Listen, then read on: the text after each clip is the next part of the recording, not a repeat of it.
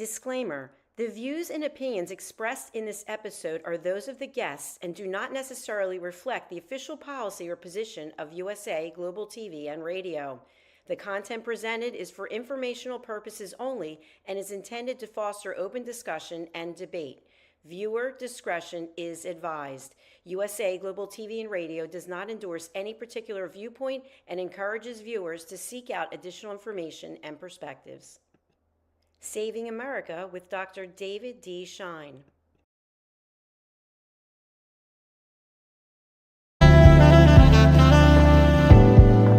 Welcome to USA Global TV and Radio, where our mission is to provide education, entertainment, hope, and inspiration.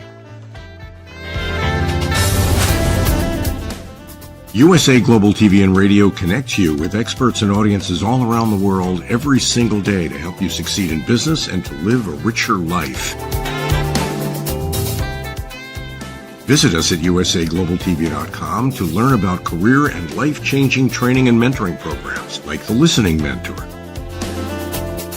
Subscribe to our newsletter to stay informed about our special programs and offers. Discover how you can become a guest on one of our shows or a host or producer of a USA Global TV and Radio show of your very own. That's USA Global TV and Radio, where the doctor is always in.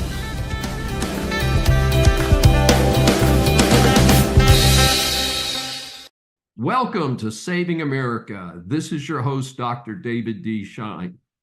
I had to put my mind into overdrive just to stay up on the news. Dem's shutdown stunt appears to have backfired as the long government shutdown continued, which was totally needless since the CR continued the bloated Biden-Harris budget. Something interesting happened.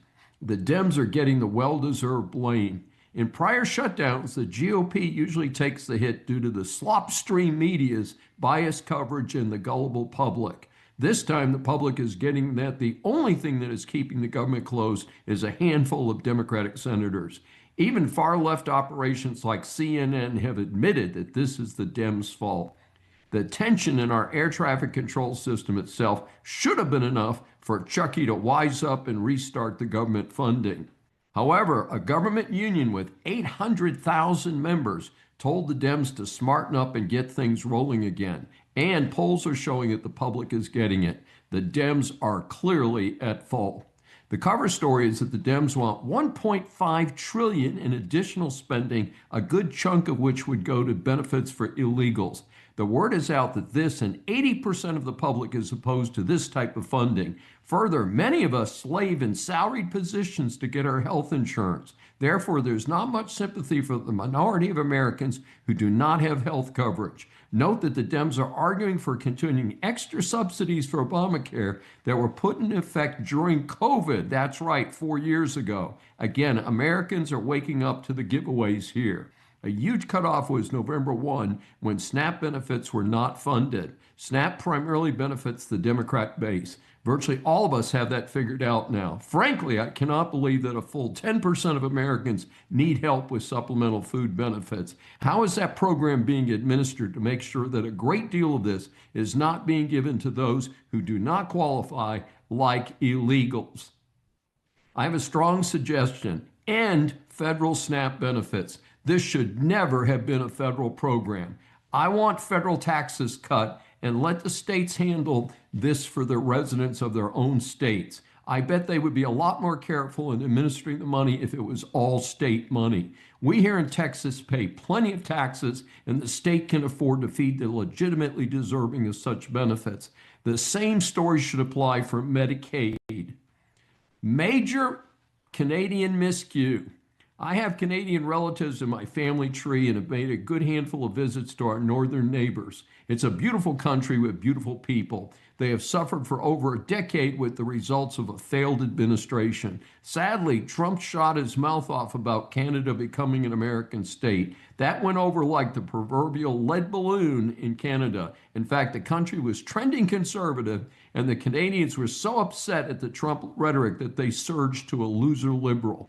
Negotiations between Trump and the Canadians have not gone smoothly since Trump took office. Reciprocal tariffs have been bounced back and forth. It did look like things were finally getting on track, Then Ontario Province Premier Doug Ford foolishly ran an ad from his provincial government in the USA with a clip of President Reagan speaking about free trade. The message being that Trump's tariffs on Canada, at least, were not in keeping with the approach of the popular American president. The obvious problem was that Reagan's speech said the opposite. The clip was taken out of context. Canada has not engaged in fair trade with the USA for decades. That is exactly why Trump started the tariff war with Canada. In turn, Trump called off pending Canadian negotiations. I expect that the dust will settle and things will get back on track soon. However, the ad was taken down as soon as Trump's reaction let the provincial head know that he had made a big error. At the same time, lefty Canadian Prime Minister Mark Carney is talking tough with little to help his cause. Hat in hand would be a better strategy. See our buddy over in the Ukraine about that one. That's right. Bill Gates changes his tune on climate change. My audience can predict that I'm not a big fan of Bill Gates or most of the West Coast techie establishment. He jumped into the headlines last week by declaring climate change will not lead to humanity's demise. Hey, I knew that decades ago, and I'm not even a billionaire. Why the general public would care about Gates' opinions on things other than computer software is unclear to me. The fact is that what most of us observe is called weather, not climate change. Yes, weather changes over time. Humans have only been keeping accurate weather records for just over 150 years. The Earth is billions of years old, so a tiny bit of data is being extrapolated well beyond any rational point.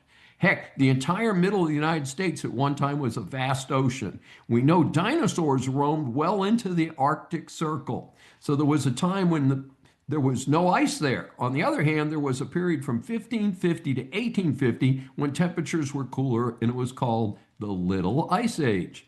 There were severe droughts in places, and Ireland famously had a famine. The point is that the Earth is constantly changing regardless of humans. I want to underscore that the focus needs to be on real pollution, not imagined pollution. Smart people know the difference. Around the world, some countries are taking care of their environment or working toward that, and others are trashing it rapidly. We know that the CCP, for instance, is building coal-fired power plants at a rapid rate. I doubt they come anywhere near meeting U.S. environmental standards. We cannot go fossil fuel free in the next decade. I do predict that we will be able to do so by 2050 for most applications. The mafia and sport betting scandals hit. You know, I'm not a sports fan. I know from the news if the local team is winning or losing. I know if the local college is doing well. That is all I need to know. Salaries in both college and pro sports are out of control. Further, when these over-pampered and overpaid cats disrespect Americans, that pretty much closed the deal for me. Recently, I've interviewed a couple sports writers who authored interesting historical books. Happy to do that. While on the topic of sports, I did want to mention that I'm astounded to hear that the NFL has the anti-American whack job Bad Bunny as the halftime show at the Super Bowl for 2026. Not a problem for me, as I'm boycotting the NFL entirely. However, I wonder how much of an audience Turning Point USA will attract with its counter halftime show. Now we hear that current pro basketball coach and a current pro basketball player who reportedly makes $26 million a year were accused of engaging in sports betting activities. I sure hope that's not true. The legal process is now pending. There was a medical scandal that I reported on over the summer with over about 300 people arrested. Many were doctors and nurses. These are well-paid professionals. Why would they engage in such actions? I asked the same question about those associated with pro sports. The money is vast already. Why compromise yourself for a few bucks? Well, the long-running FBI investigation produced more news. It turns out that some high-stakes poker games were also being rigged. The details of the rigging, from high-tech card readers to an X-ray poker table, makes for good headlines. I'm less concerned about that, but more concerned that these activities are allegedly tied to the Italian Mafia. That's right, folks, La Cosa Nostra. My goodness, we are dealing with TDA and drug gangs. I thought the Mafia was simply the subject of classic movies and the old TV show The Sopranos. so far. About 30 people have been arrested and charged for these scandals. Will be interesting to see how it all turns out. Trump favorite President Javier Milei won another term in Argentina. His reformist approach is something that Trump has hoped to accomplish here in the U.S. Apparently, things have been so bad for so long, the voters have figured out that promising something for nothing will not work. Hopefully, it bodes well for the off-year elections in New Jersey and Virginia in this country. The U.S. was involved as Trump spoke publicly in favor of Milei. Attracting criticism was the $20 billion swap of dollars for Argentine pesos to boost their economy at this time. The U.S. also bought another $20 billion worth of pesos in the marketplace. I want to underscore that just as I wish Trump had not spoken about making Canada a state or started fights with Brazil or Colombia, we should not interfere in the internal affairs of countries that are allies like Argentina. We have plenty to say grace over here at home. Third death at Walt Disney World in just 10 days. Well, maybe it's not the happiest place on earth. The Orange County, Florida Medical Examiner's Office confirmed the death of a guest at the Contemporary Resort Hotel, but no cause of death or specific timing was provided. I guess you can do that when you're the big dog in Orlando. There was also a suicide of a woman referred to as a Disney superfan. A man died at the Fort Wilderness Resort due to an apparent medical issue. I have been boycotting Disney since they went woke and abandoned their focus on family-friendly entertainment. All rise. Our series Interviews for Saving America establishes that the world is full of interesting people. Once you hear from our next guest, I'm sure that you will agree that he deserves the moniker of interesting person. Saving America welcomes Jake Lang, who gained national attention for his actions on January 6th when he attempted to save Roseanne Boyland as she died in a Capitol Police-induced stampede, and then his heroically rescued Philip Anderson, a black protester, from being trampled. Sworn affidavits concern his life-saving efforts, and viral footage of the rescue became central to his documentary. He was then a January 6th political prisoner for over 4 years without a trial and was pardoned by President Trump on January 21st, 2025. A New York entrepreneur, he founded Blessed News and produced The Truth About January 6th, Rumble's most viewed documentary with over 2 million views.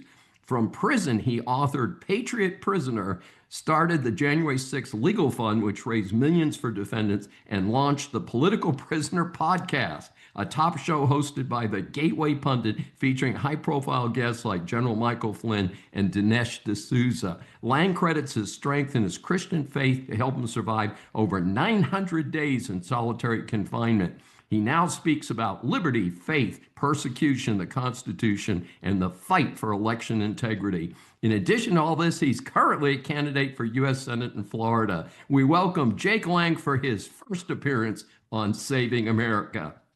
David, God bless you, sir. What an introduction. You know, for me, I was just a prisoner for so long, and to be out in society, to have the graces of these amazing shows and introductions and stuff, it's just too much for me. I was in solitary confinement for so long. This is such a dichotomy shift. Sometimes I can't even believe it's real life. Well, it is real life, and we're so happy to have you in person here. As you know, we ask our guests 3 questions, and share with our audience how you happened to be at the Capitol on January 6th, and how did you end up saving lives? What did that look like? Thank you, sir. It was, well, God brought me there. You know, President Trump had made this amazing tweet saying that he needed his patriots to come to the Capitol to peacefully and patriotically stand behind our congressmen and women that were going to be brave enough to decertify the election and to send it back to the state legislators for a recount and to certify it. So we were there with all this love of God in our heart, love of country, peacefully protesting at the Capitol. And that's when the unspeakable happened. Our own Capitol police officers that we pay with our tax dollars turned their weapons against peaceful, unarmed, kind of milling about crowd. We were just there on Capitol grounds. A lot of elderly people, families were there with their young children, you know, holding up signs, singing hymns, praying to the Lord Jesus. And they started hitting us with tear gas, rubber bullets, metal batons, concussion grenades. And we actually lost 2 lives in the very beginning. 2 men, Kevin Greason and Benjamin Phillip, died from a heart attack when at their feet exploded these percussion grenades that are only used in warfare. And we lost 4 unarmed Americans that day, including those 2 men and Roseanne Boylan and Ashley Babbitt, who was shot in the throat mercilessly. Her killer still roams free today. Well, in fact, I think the Biden administration gave the killer an award, didn't they? Yes, and they brought them to the Super Bowl and all of this, showboating about murdering unarmed patriots. Yeah, it's an incredibly sad situation. The story's just coming out right now about the FBI had hundreds of agents in the crowd on January 6th. What was the impact of this, and why did it take 4.5 years for this serious issue to be revealed?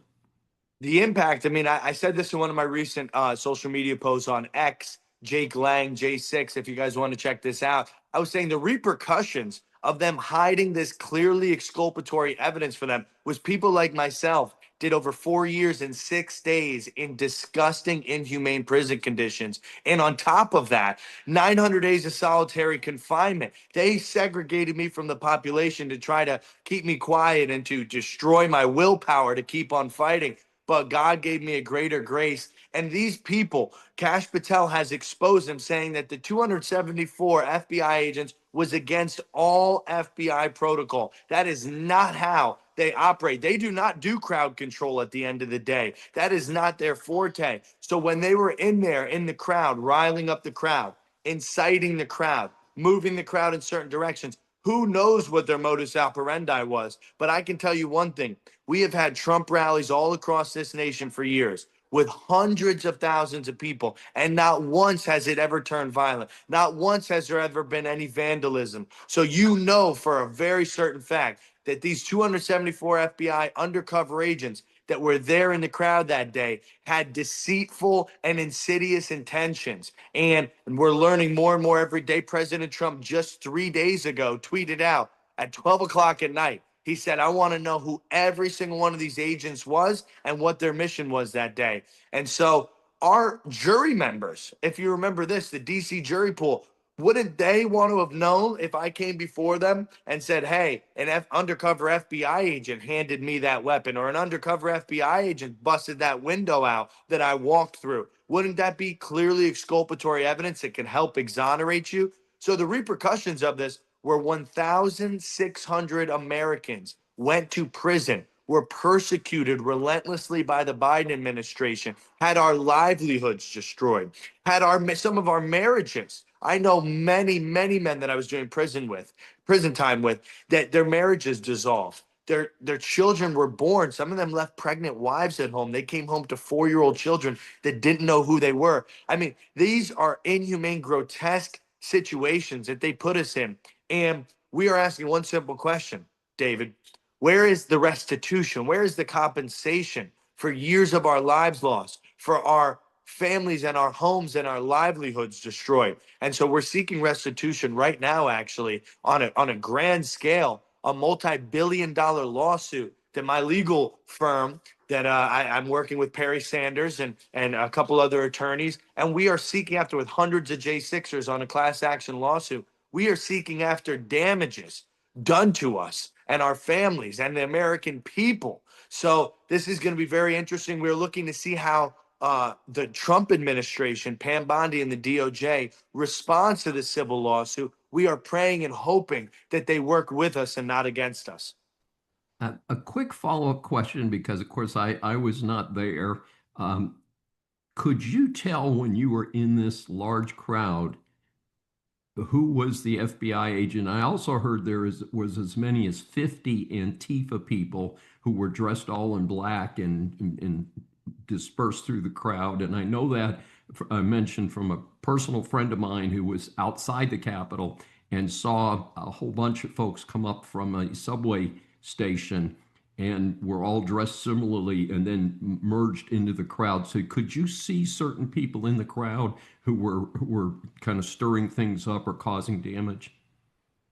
For me personally, I was so locked into trying to like there were people that were dying. Roseanne Boylan was trampled and was being covered with pepper spray and stuff. And now looking back and I'm thinking about it, there were definitely agitators there, whether they were Antifa, whether they're FBI. There were people there that were misplaced, out of place, and pushing the envelope in ways that patriots just don't do. There was, for example, there was a baseball bat that got passed around to like 15 or 20 different patriots. And the person that ended up bringing that ended up being some homeless man from California that was an avowed Antifa anarchist. And that guy was placing weapons in people's hands. And I actually ended up doing time with him, Josiah Kenyon. And he spoke about, literally quoted to me and to his prosecutors and whatnot, that he was there that day to get Trump supporters killed by escalating the level of violence there. So I personally, myself, in my own legal case,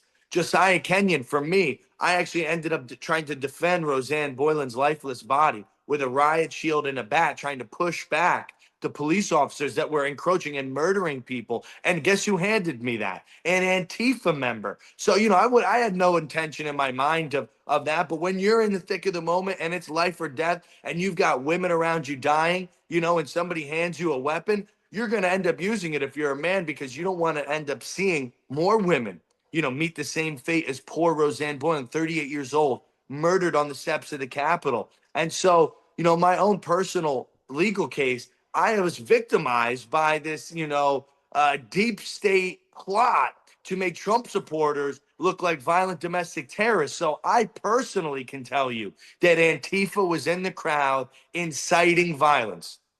And that transitions beautifully into our third question for today. Your prosecution is the opposite of what we are hearing from around the United States, with hardened criminals being released without even cash bail. What prevented your legal support from doing the same for you? And I ask that, as you know, I'm a longtime attorney, not a criminal defense attorney, but I learned constitutional law like all of us do. And whatever happened to you, it sure doesn't sound like it complied with the Constitution of the United States. No, it was antithetical to the Constitution of the United States. I was denied due process. I was denied speedy trial. I was kept in cruel and unusual punishment. But at the end of the day, we had a two-tiered system of justice that placed patriots on the domestic terrorist watch list. We were held in solitary confinement. I was put in cells with MS-13, ISIS. People that beheaded people were my cellmate because they couldn't house me with the regular, everyday inmates there. They had to put me with domestic terrorists. So they even tried to put us into conditions and with people, violent, known gang members, known killers that would literally kill us if we were, in a prison scenario. You could be killed over anything. You step in the wrong place, you put your clothes in the wrong place in the cell. So they were trying their hardest to get us murdered in prison, to segregate us from our families for years. I didn't have a family visitation, David, for 18 months. I couldn't see my mother, my father, my sister. My own fiance wasn't even allowed to visit me because she's a January 6er. They said one time for 1 hour in 4 years, I was allowed to visit my fiance for 1 hour. What kind of, you never hear about this with Antifa. You never hear about this with Black Lives Matter, rioters. This is a two-tiered system of justice where they want to crush President Trump and crush the conservative movement and instill fear in you, the listeners out there. Why did they do this? Because they wanted to make an example out of us. They wanted to send us up like a signal flare to every other patriot in the country. If you dare stand up against tyranny, if you dare question a stolen election, if you dare say Marxist regime leadership like Joe Biden, Beijing Biden, will not be accepted in America, we will encage you and your family. We will keep you from seeing each other, and we will hold you without trial for over 4 years. That is what they were trying to do, to scare the American people out of exercising their rights ever again. Al, it's an incredible story, and I hope people will do further research on you and what you have going to help them do that. How can our audience get more information about you, your work, and your campaign?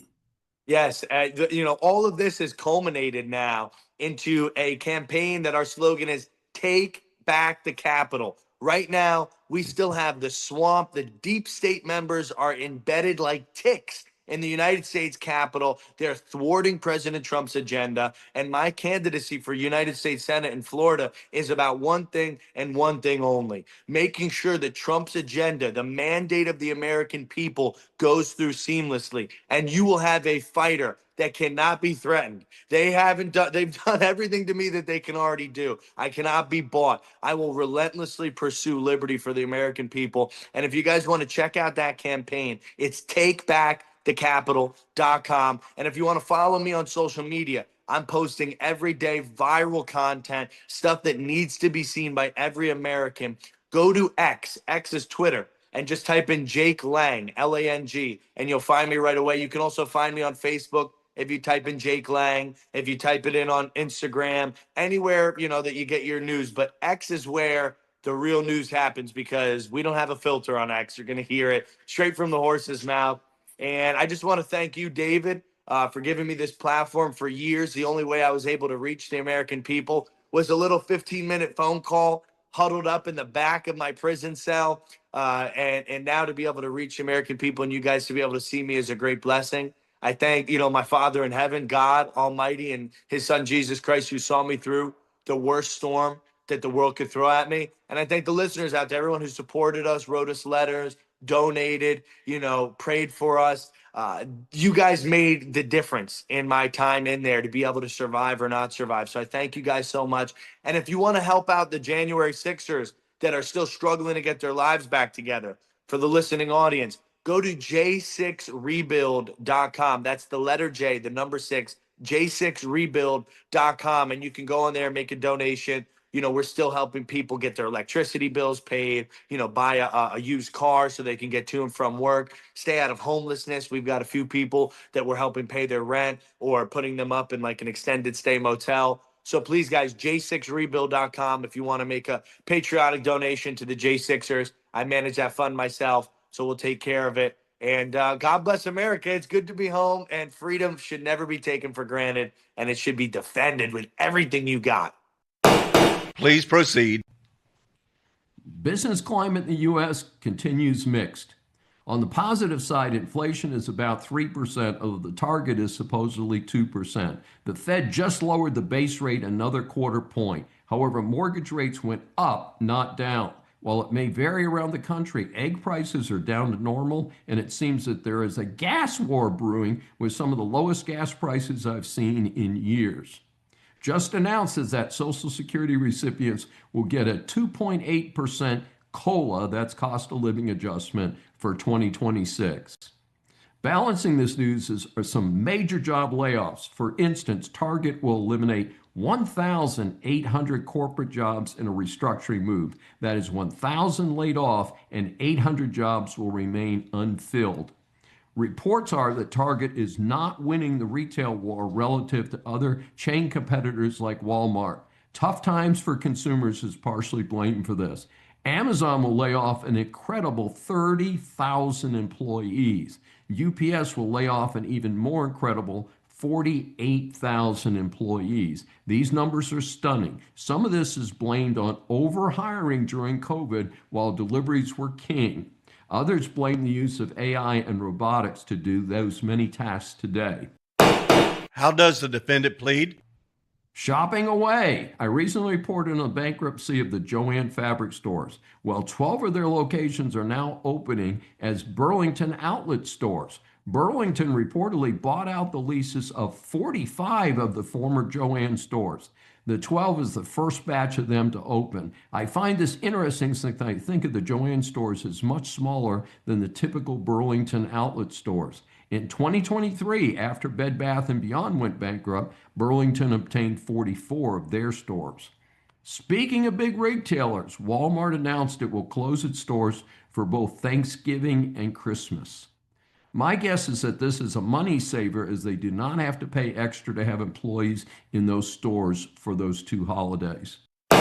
Please raise your right hand. 90% of adults may have CKM syndrome. That was a new one for me. According to the American Heart Association, CKM syndrome stands for cardiovascular kidney metabolic syndrome. It's a health condition that includes heart disease, kidney disease, diabetes, and obesity. These might seem like separate issues, but they're actually closely connected. When one system is affected, it can make the others worse, creating a cycle that puts your health at serious risk. When these systems, heart, kidneys, and metabolism are not working properly, it can lead to a multi-system disorder, meaning that more than one part of the body is not working properly. This can cause serious conditions like heart failure, irregular heartbeat, heart attacks and clogged arteries, stroke, poor circulation in the legs and feet. The Heart Association says that the earlier CKM syndrome is recognized, the more can be done to prevent or slow down the damage. Lifestyle changes, medications, and coordinated care from your healthcare team can make a real difference, Americans. It's no secret that Americans have not been taking care of their health. Objection, Your Honor. Dr. Stanley K. Ridgely is the clinical full professor of management at Drexel University's LeBeau College of Business. He holds a doctorate and master's in international relations, security, and the Soviet Union from Duke University, and an international MBA from Temple University's Fox School of Business. He's a former military intelligence officer, and he received the George S. Patton Award for Leadership from the 7th Army NCO Academy. In addition to his teaching, Dr. Ridgely lectures widely in the United States and internationally. He's a frequent contributor to the national media, including Newsmax and American Greatness. In 2022, he was a guest on Saving America to talk about his book, Brutal Minds, The Secret World of Leftist Thought Reform in Our Universities. He is here today to talk about his new book, DEI Exposed, How the Biggest Con of the Century Almost Toppled Higher Education. And we welcome him for his return appearance on Saving America. Well, it's great to be here, David. Always good to see you. We've had quite the relationship going on, and quite a lot has happened since our first meeting years ago. And I thank you for the opportunity. Well, it wasn't that long ago. It was 2022. It just seems like yesterday. Yeah, as you know, we ask 3 questions in an effort to give our audience a chance to get a view behind the scenes of your book, past the cover. And the first question is, how do you define the term DEI? Is the concept of DEI at fault, or is the way the liberals running higher education have applied it? Well, there are 2 aspects to the acronym DEI, which stands, of course, for diversity, equity, and inclusion, which is a very benign sounding acronym. And a lot of people sign on to this because they believe it means falsely that it means, oh, well, it's just creating a level playing field. It means giving an equal shot at the brass ring for everyone. It means it's just teaching about race. It's just teaching about slavery. And as far as our higher education goes and certain corporate trainings goes, it's not it at all. In fact, I've just defined what it is not. What is it? Well, DEI, if you want to look at how it's actually applied on the college campuses, going beyond what they say it is, we find it is a noxious doctrine or ideology that basically divides human beings into 2 categories and 2 categories only: villains and victims, oppressors and oppressed, exploiters and exploited, evil and good. And these categories are based entirely on race. Everything else is subsumed below the categories of race: white versus non-white. And of course, the white is villainous, and of course, non-white are the victims, regardless, irrespective of personal history, irrespective of lived experience, irrespective of your roots, irrespective of where you're from, what your personal experience in your family entails, irrespective of religion. The defining characteristic is race. And all of this, DEI, exists under the umbrella that we live in an incorrigibly, irredeemably racist America that is riven with white supremacy culture. That, in essence, of course, is problematic, this fake white supremacy culture. And this is what is propounded on the college campus all the time, 24/7. This is the reality of DEI as it is practiced. It isn't this benign, anodyne, noble sounding, moral sounding notion that, it's just giving everyone a fair shot, the equal, the level playing field. No, it's none of those things. In essence, David, the proponents of DEI have handed usually good-hearted liberals an empty decanter. And they say, pour what you want to into this empty decanter. Pour your good feelings into it. Pour your vanity. Pour your virtue. Pour your assumptions about DEI into the decanter, and that will be DEI. So this is why proponents of DEI, you'll find on social media and in the university, are so virulent in their hatred of people who do not subscribe to this fake or this fraudulent notion of DEI. Why? Because people like myself are questioning DEI. I'm actually questioning their imaginary notion of what constitutes DEI, their narcissistic view of it, their personality that they have poured into this decanter. And this is why I find myself very, very briefly in a conversation with proponents of DEI who want to talk about the front stage version of it, the benign, imaginary, cosmic justice version of it, when I talk about, well, what's actually happening on the campuses? What do these people believe? And that is what I share with the audience in DEI Exposed. I expose all of this nonsense for the mysticism, the alchemy, the astrology, all of this nonsense for what it actually is in their own words. It's a very accessible book, and I think it's a really fun book too, because it's funny. Now, I would say that the tide turning on DEI most likely was triggered by the Supreme Court rulings in the affirmative action cases that, which incidentally were not brought by white people. They were brought by Asian Americans who were being rejected at Harvard University because they were considered the privileged class along with white Americans. It's a fascinating situation because they are a minority in the American makeup. While the Asian community is rapidly growing, it is still far less than the number of Black Americans and even much further less than the number of Hispanic Americans. And it's interesting. Do you see any progress in higher education reform at this time? Any examples, good or bad? What are you seeing? And of course, you are at Drexel University. And since I went to Penn undergrad, unfortunately, I know that Drexel and Penn, the two campuses are contiguous. They literally, you don't know when you've crossed over generally between one and the other. Yeah, that's right. And I feel sorry for you, David. I'm sorry to say you went to Penn. Penn has not gotten any better, probably immeasurably worse, given the events of the last year and a half. I know that you asked me if there's been some change or there will be some reform, and I think, yes, there is, because when you look at my previous book, Brutal Minds, I say in that book that university presidents and the cadre at university, senior leadership, understand only one language that has two venues of it, two veins of it. One is money, funding, and the other, and this is federal funding, but it's also donor money, and the other is bad publicity, which is linked to the other, because this bad publicity can cause a university's enrollment to plummet. It can cause donations to dry up. And no one wants to be in the position at a university going out and facing the public every day and trying to explain away the bad things happening at this particular campus. Well, the Trump administration, through the vehicle of the Department of Education, Office of Civil Rights, and the Department of Justice, are speaking the language that university presidents understand.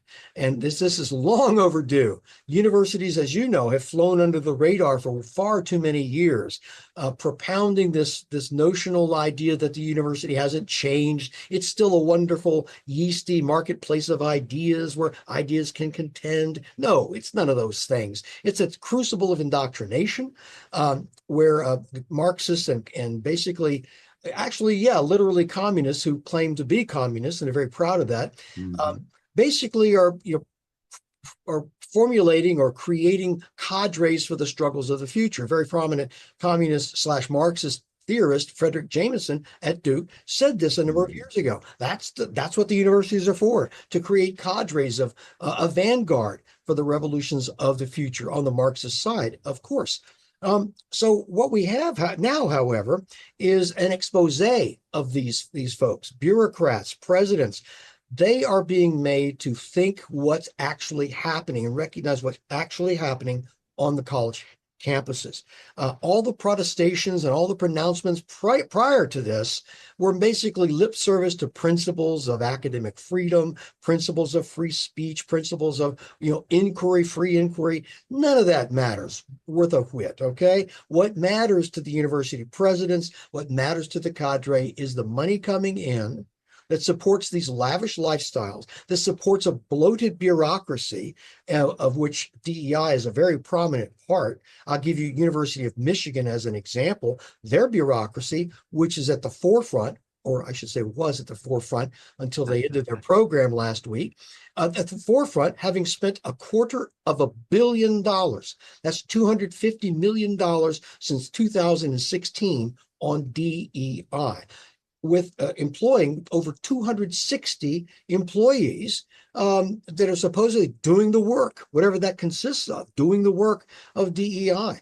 And we find that the top dog, the provost, the assistant provost for DEI, her name is Tabia Shavu Sellers, was bringing in $417,000 in salary and benefits as the top. Unbelievable. Yes. In fact, University of Virginia, the top two DEI people bringing in more than $500,000 apiece. And Absolutely. the third ranking person, the third ranking person is bringing in $405,000. So you effectively have $1.5 million going to three people in the UVA, University of Virginia, DEI hierarchy. What are you getting for that $1.5 million, especially when you serve as contradistinction to the governor of of Virginia, Glenn Youngkin, bringing in $175,000 a year to manage the affairs of the entire state. No, it's unreal. By the way, you do know that I have 2 graduate degrees from UVA. Oh, I'm so sorry. And I can tell you, though, I am a member of the Jefferson Society. Well, that's good. And we are a bunch of conservative alumni who are trying to get the current president, who is not well respected by the responsible former business graduates. I went to the Darden School, and obviously one of the best MBA programs out there, along with Duke's MBA program, by the way. And so it's a very interesting situation. But anyway, so our third question is, what advice would you give to parents seeking to send their high school students to college at this time? I mean, I'm a grandparent at this point, but I sure as heck as a parent don't want my kids sent to be turned into commies or into, white hating people. I want them to love all different kinds of people and races. I think your sentiment is shared by the vast majority of people in this country, and want nothing to do with this noxious, toxic ideology propounded by DEI people. I think one of the biggest things that a parent can do, and I'm going to give several, the biggest things is to recognize that DEI is not benign, it's not harmless, it is a concerted assault on the students, and I mean all students, because it basically slots students and teaches them in these indoctrination sessions, teaches them that you're either a villain or you are a victim, whether you recognize it or not. If you're a villain, you're a white person, well, you have to confess your complicity in a white racist, white supremacist society. If you happen to be a minority, of course, people of color, that depends on the occasion. As you quite rightly mentioned, that Asian American students were part and parcel of this Supreme Court decision, Students for Fair Admissions, attacking Harvard for its racially discriminatory admissions policy. And so, depending on the circumstances, Asian Americans are considered people of color unless they butt against this notion that they're oppressed, in which case they become what is called white adjacent. And this indicates that they share in some uncertain way the privilege that is bequeathed to white folks. And so I think that parents need to understand that this is the reality of the college campus, that there are dozens upon dozens of people on every campus in America that subscribe to this DEI front stage, but basically also subscribe to the backstage noxious content of this binary worldview of evil and good, oppressors and oppressed, and want to teach this to college students, faculty, and staff as well. And the best thing to do is to understand this. Students should understand this as well. Brutal Minds, my book, and DEI Exposed act as a wonderful companion volume, because DEI Exposed is a continuation of that into the bizarre, mysticized world of DEI. And it tells you how to recognize when you are in a threat situation. Now, the long-term reformation of our universities is going to be just that. It's a long-term project. But what you can do right now as a student or a parent of a student is recognize the dangers, not necessarily opt out, not necessarily not go to a place like Columbia. Well, Columbia, maybe you don't want to go. Okay, but go to a place like Penn, you go to a place like Duke, you go to a place like Harvard, you go to a place like Drexel. Recognize that there are things that you can do to fight against these folks. And we're not talking about, literally chest thumping and chest bumping with the bad guys on the campus. It means understanding how to emasculate them through your lack of participation in what is patently illegal activity on the case of people who are trying to indoctrinate you and conduct it's called human subject experimentation, and people are protected from the Office of Human Research Protections, a federal agency. And once you understand your rights as a human being, your rights as an American citizen on the college campus, increasingly so at private schools like Drexel and like Penn, once you understand that and understand that there are avenues of complaint that the Department of Education has just set up, where you can take one of your complaints, if you're not happy with what's going on, take it straight to the federal government. And the federal government has been incredibly responsive, as I think you know, up to this point. And I foresee more of that. And so there are avenues of I would say complaint, of communication, not necessarily complaint, but a communication that things are not right at XYZ school. And we want you to come look at what we're doing here and find out, discover through the process of transparency, if indeed there is something untoward happening, and then do something about it. And of course, one of the most unfortunate parts, and I'll just speak for myself, Dr. Ridgely, is I came from the wrong side of the tracks. I was oldest of 7 kids from a listed military family.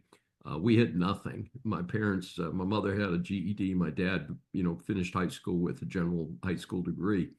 And my parents emphasized education. Education was the path forward.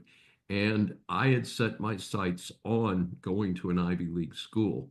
And when I got the full scholarship to Penn, by the way, I got a full scholarship to Duke and turned it down in favor of, oh my God, I'm getting into an Ivy.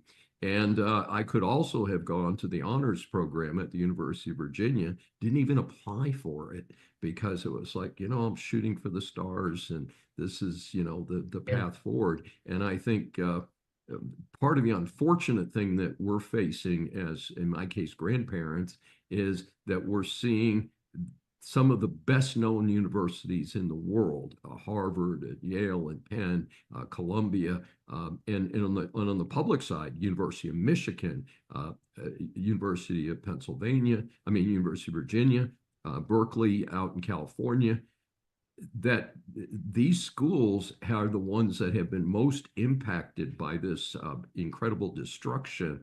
And so I think people are going to have to, really evaluate whether you want to go to, my sons went to for cost reasons, went to the community college for a couple of years and then went to different universities after that and worked out well. But generally speaking, I think parents also are going to have to do more before the kids get out of the household to make sure that they understand the value of capitalism and the importance of our true diverse society, which is we give everybody a fair chance. You're exactly right on that, David. It's shopping around, and I certainly appreciate the community college route because people save a lot of money by doing that.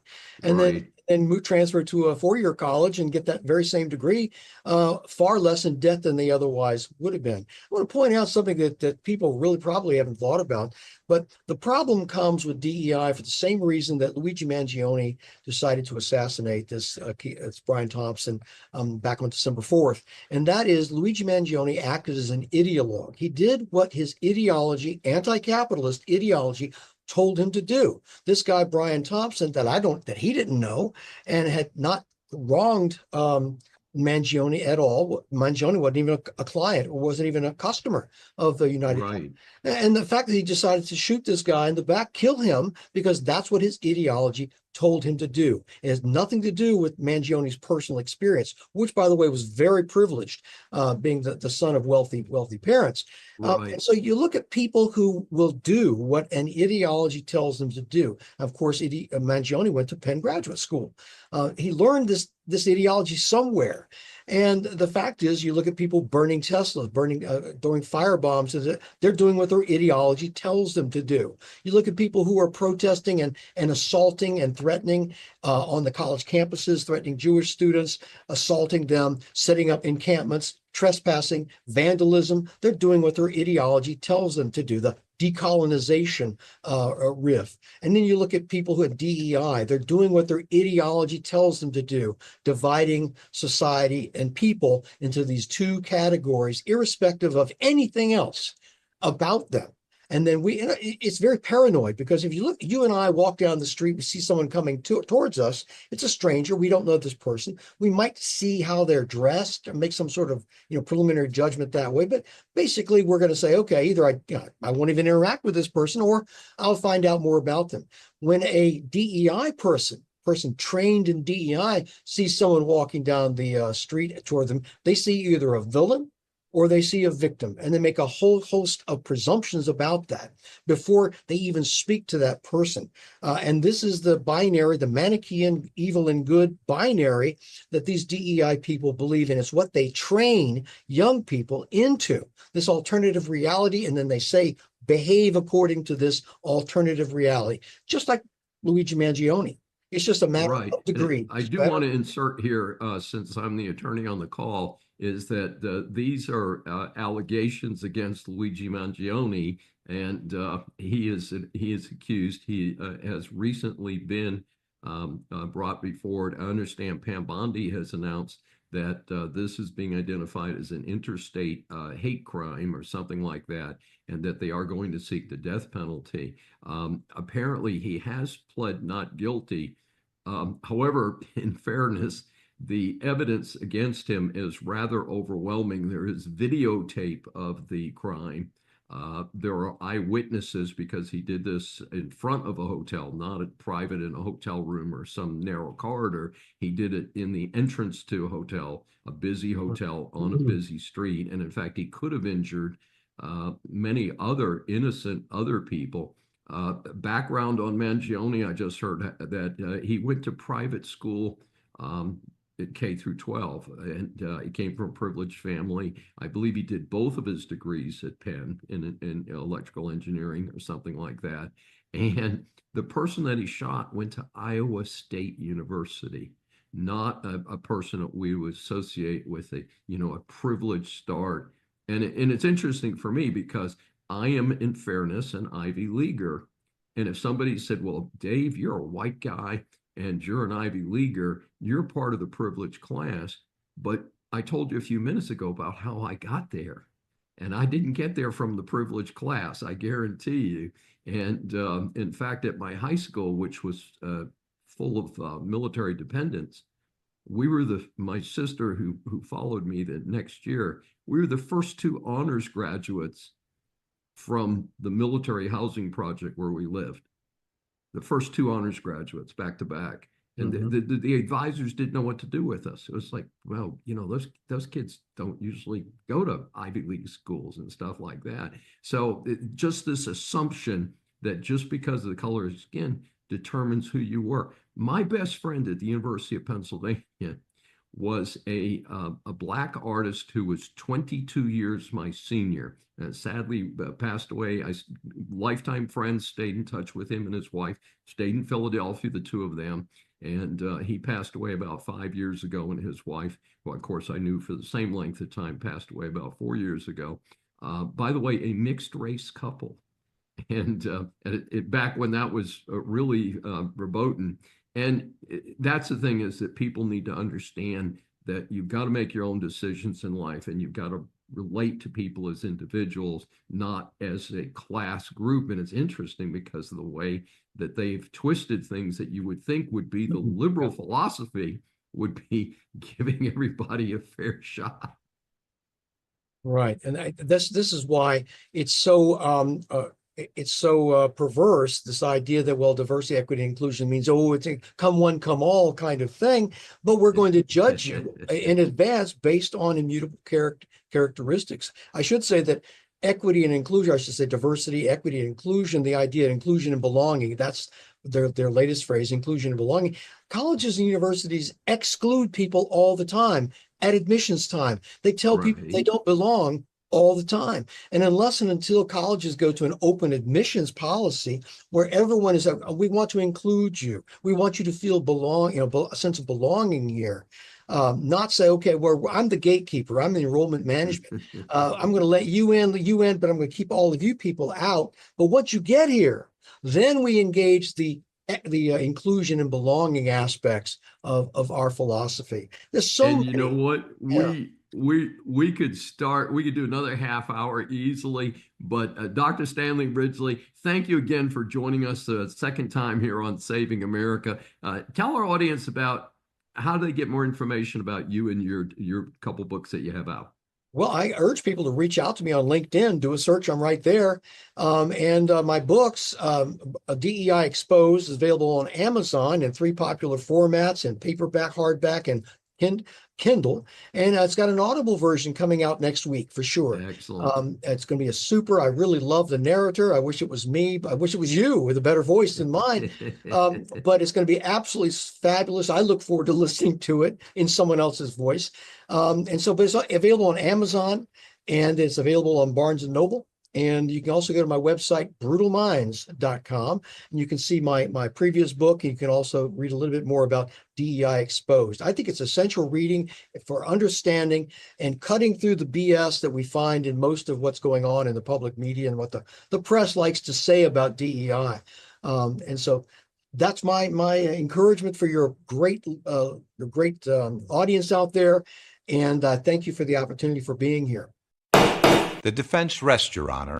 The latest strategy, self-deportation.